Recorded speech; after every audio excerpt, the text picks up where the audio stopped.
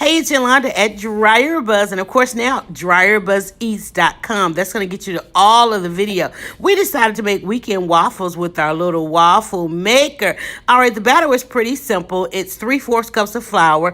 Added to that some cocoa powder. You'll see me add more flour later. 2 tablespoons of sugar.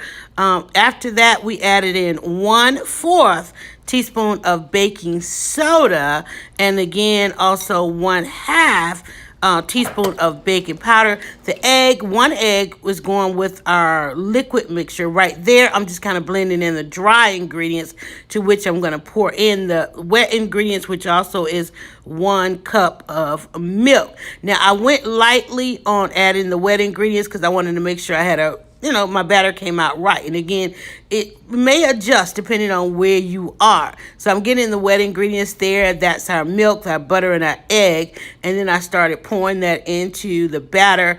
And this is where I started adding in more flour, because you want to make sure that, you can't take away, but you can always add more. So I'm adding in the rest of the flour.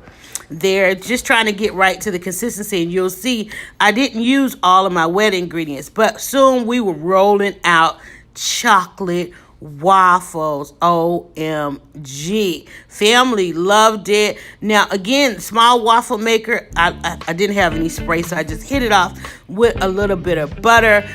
Each waffle took about maybe 1/4. As you can see, I'm using my either 1/4 cup measuring cup, and I just kind of filled it to the rim so it didn't run over anything.